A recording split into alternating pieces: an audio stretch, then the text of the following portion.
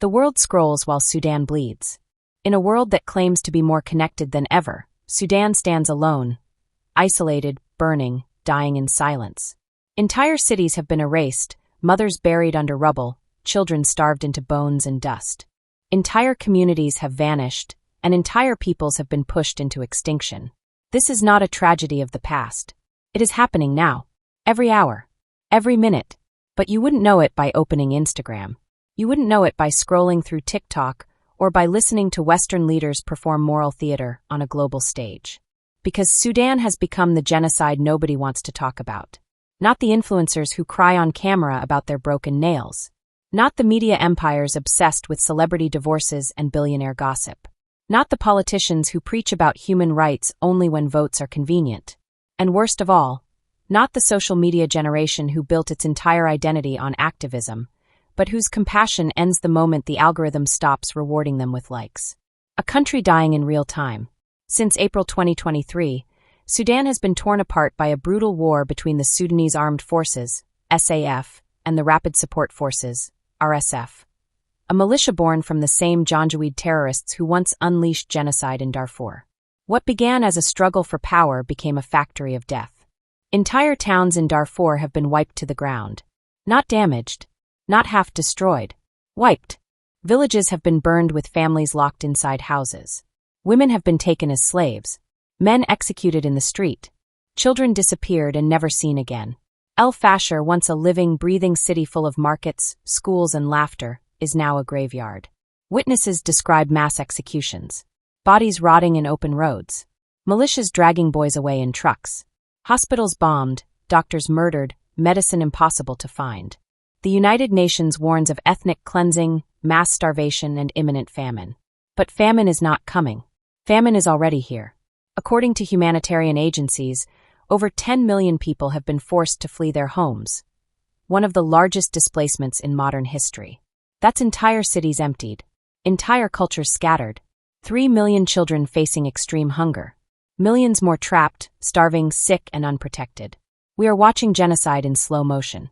And the world keeps scrolling. If Sudan had blue eyes, the world would care. It is impossible to avoid the ugly truth.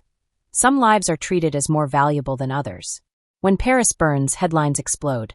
When London floods, the world watches breathlessly. When celebrities adopt a new dog, social media melts in worship. But when millions of Black Africans are slaughtered, silence, delayed statements, passive language, no urgency, no global outrage.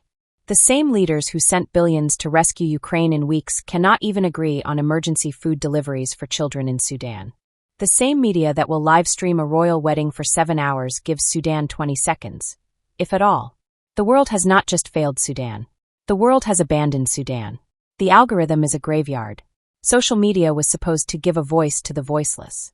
Instead, it has become a cemetery of human suffering, where tragedies go to die if they are not beautiful enough for clicks. On TikTok, genocides compete with cooking tutorials. On Instagram, human rights must be aesthetically pleasing.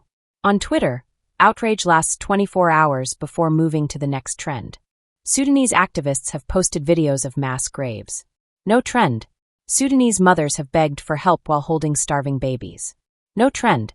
Sudanese journalists have risked their lives to document war crimes. No trend. But a celebrity changing hair color? Viral. A YouTuber crying over a breakup? Viral. A billionaire insulting another billionaire? Viral.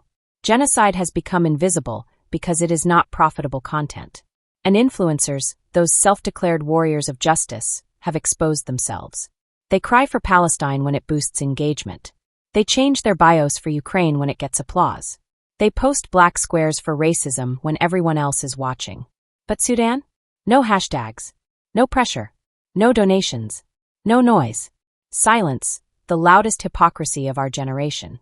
Social media activism is a performance, not a conscience. Let's be brutally honest. Most online activists don't care about human rights. They care about aesthetic anger. They protest only when the world is watching. They share only what gets attention. They support only the victims who fit their narrative, culture, religion, or skin tone. Sudan is Black. Sudan is African. Sudan is ignored. The truth is uncomfortable, but it is undeniable. The same platforms that raised millions for Ukraine have raised almost nothing for Sudan. Not because people didn't see, but because people didn't care. The international community. A parade of cowards. Where are the world powers? Where are the nations who shout never again every time they want to appear moral? European governments hold conferences. American officials release statements. Arab nations sign agreements. But on the ground, children starve. The UN, supposed to be humanity's moral spine, has issued more warnings than actions. Countries block each other, debate food access, trade insults, waste months in meetings while real human beings disappear from Earth. If these were Europeans dying, the world would have sent armies. If these were white children starving, planes full of supplies would already be landing. If this war affected oil pipelines, diamonds, or billion-dollar markets, it would have been solved last year. Sudan is poor. Sudan is African. Sudan is expendable. This is a genocide. Stop hiding behind words. The world avoids the word genocide because saying it forces action. Call it conflict? You can ignore it. Call it crisis? You can postpone it. But call it genocide, and suddenly the world must answer. Why did you do nothing? Why did you stay silent? Why did you let millions die? So the global community hides behind soft language and diplomatic vocabulary, while real children eat leaves to survive. Let us be clear. Sudan is not experiencing a crisis.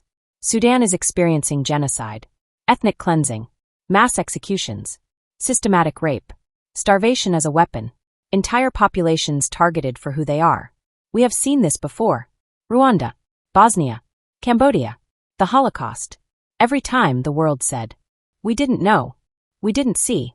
We had no idea." This time there is no excuse. The videos exist.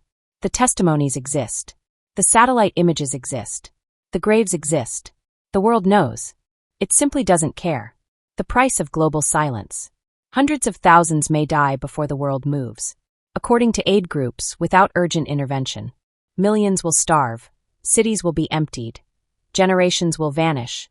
Sudan could become the largest refugee crisis in modern history. This is not a prediction. It is already happening. Parents bury their children without coffins. Hospitals operate without anesthesia. Girls as young as 10 taken by militias. Entire families vanish, never to be found. And every day that politicians argue, people die. And every day that politicians argue, people die. Every day that social media stays quiet, people die. Every day that the world scrolls instead of speaking, people die. If you are silent, you are complicit. It is easy to blame governments. Easy to blame media. Easy to blame institutions. But silence is a chain, and every link is made of human indifference. If you saw Sudan and did nothing, you are part of the problem. If you cried for other wars but ignored this one, you are part of the problem. If you have a platform and stayed quiet because Sudan isn't popular, you are part of the problem. Genocide does not need support. It only needs silence. And the world has given it exactly that. The question history will ask, where were you? Years from now, when documentaries expose the massacres, when photos of mass graves surface, when survivors speak about the horrors they endured, people will ask, where was the world? Where were the human rights activists? Where were the influencers with millions of followers? Where were the news channels? And the answer will be brutal. The world was online but not looking. People were scrolling. People were dancing on TikTok. People were posting selfies. People were arguing about celebrities. People were too busy to care. But history does not forget silence. History punishes by memory. And Sudan will be a stain on the conscience of the modern world. A reminder that we learned nothing from the genocides before us. Now is the time to speak. Sudan does not need your pity. Sudan needs your voice. Needs your outrage. Needs your pressure. Needs your refusal to look away. Share the stories. Confront the politicians. Demand food corridors. Donate to organizations saving lives. Force media to talk. Break the silence that is killing millions. We do not get to pretend we didn't know. We do not get to say it wasn't shown. We do not get to claim innocence. If Sudan falls, it falls with our fingerprints on it. Because silence is not neutral. Silence is participation. And today, silence is murder. Sudan is bleeding. The world is watching. And doing nothing. History will never forgive us.